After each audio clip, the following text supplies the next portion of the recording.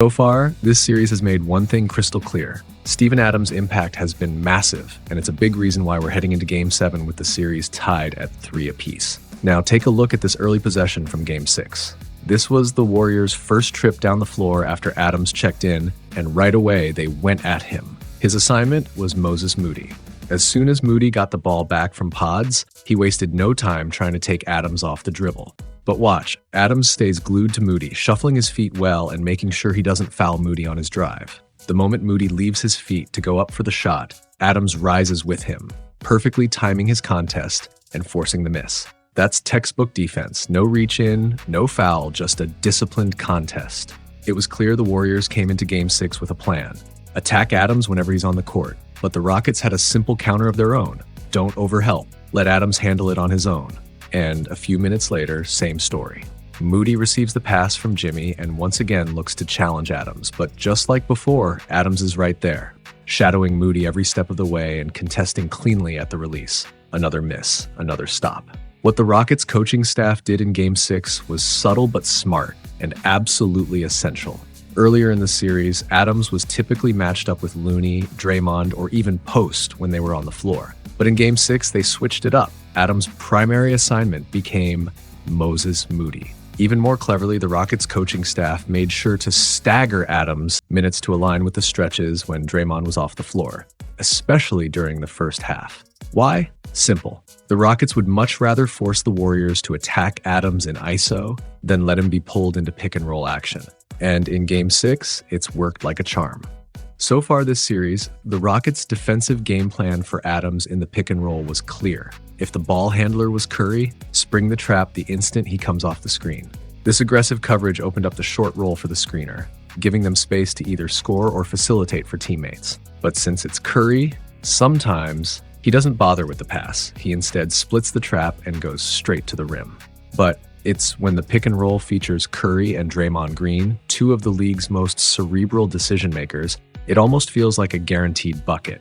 Their chemistry and ability to manipulate defensive rotations consistently left the Rockets scrambling, especially during the first half of this series. But in Game 6, instead of trapping, Houston opted to switch, especially when Adams was guarding either Moody or Pods. If those players set the screen for Curry, the Rockets simply switched the matchup, turning the possession into an ISO.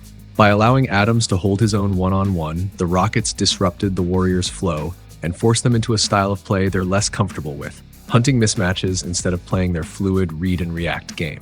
And Game 6 made one thing clear: Steven Adams is more than capable of handling that challenge. Let's put into perspective just how vital Adams has been to the Rockets' success in this series, by the numbers. With Adams on the floor, the Rockets are plus 38, tied with Sengun for the best on-court plus-minus of any player on the team. But here's the kicker. When Adams sits, that number nosedives to minus 32. That's a staggering 70-point swing depending on whether Adams is playing or not, a testament to his massive, often overlooked impact. And if you want a clearer picture of his influence, just look at Game 5. Adams didn't light up the stat sheet. 0 for 2 from the field, 0 blocks, 0 steals, and 6 rebounds. Nothing eye-popping, right? Now compare that to Tari Eason in the same game. 4 for 5 shooting, also 0 blocks and steals, and 5 rebounds. Statistically, Eason had the better night, on paper. But here's the true impact those numbers don't tell. Adams finished with a plus 15, while Eason was minus 13. That's a 28-point swing. This perfectly illustrates that Adams' value isn't in the flashy numbers, it's in the intangibles, the hustle plays, the physical presence, and the defensive IQ that simply don't show up in the box score. But some things do show up, like rim protection. Watch this sequence. Moody receives a pass from Jimmy, blows by Van Vliet on the drive, and heads straight to the rim. But Adams rotates over, goes vertical without fouling, and swats the shot away. Shot clock violation. Then just a few possessions later, it's deja vu. Jimmy kicks it out to Payton, who swings it to Moody. This time, Moody drives past Eason, gets a step, but once again, Adams is there waiting.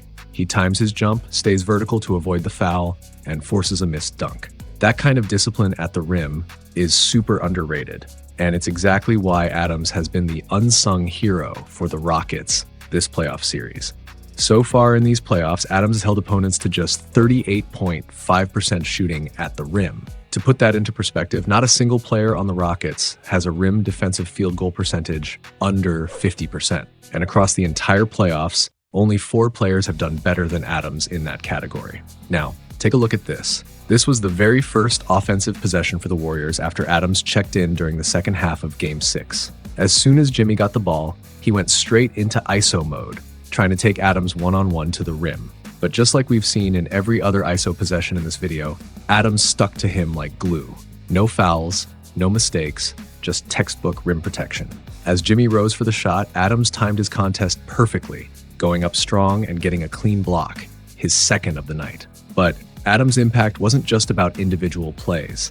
One of the most underrated defensive schemes utilized throughout this series is the Rockets' usage of zone defense, especially with Adams on the floor or when they rolled out their two-big lineup. This strategic shift certainly played a role in disrupting the Warriors' rhythm. Focusing back to Game 6, the Rockets' zone defense not only limited Curry's shot attempts and forced him into tougher looks, but also neutralized his off-ball movement.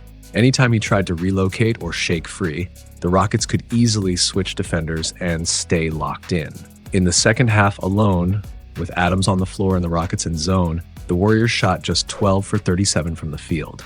But here's where it gets wild. If we solely focus on the fourth quarter when Houston stayed in that zone, Golden State went just 2 for 18 from the field. At one point, they even went 13 straight possessions without a made field goal, all while facing that same zone defense. Defensively, we all know the kind of presence Adams brings the moment he steps on the floor. But what often flies under the radar is just how impactful he is on the offensive end. Adams is quietly one of the best screeners in the entire NBA.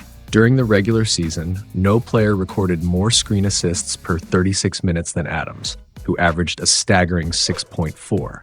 And in this series, he's proving exactly why he holds that title. His on-ball screens are elite, but even his off-ball screens are making a huge difference, freeing up teammates for cleaner, easier looks. But one of the most truly unappreciated tools in his bag is his post seals. These subtle yet impactful plays often go unnoticed, but they're game changers when it comes to opening up driving lanes. Take this play for example. Van Vliet has the ball at the top of the key, matched up against Pods. As Van Vliet blows by him on the drive, the last line of defense, Quinton Post, is nowhere to be found.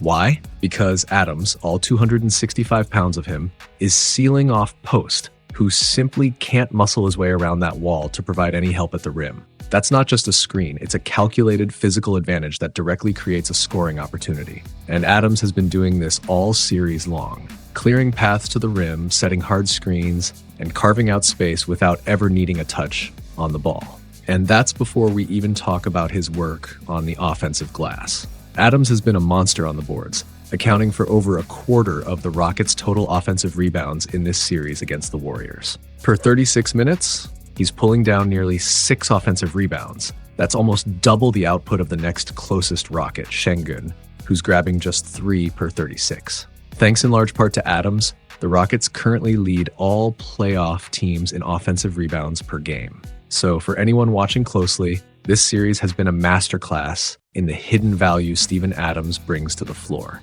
With one game left in the series, you can bet Adams will continue to leave his mark. And as always, thanks for tuning in. I appreciate the support, and I can't wait to break down more film with you next time. Butler looks up at the shot clock, makes his move, drives inside, running layup, swatted out of bounds by Adams. His third block of the game.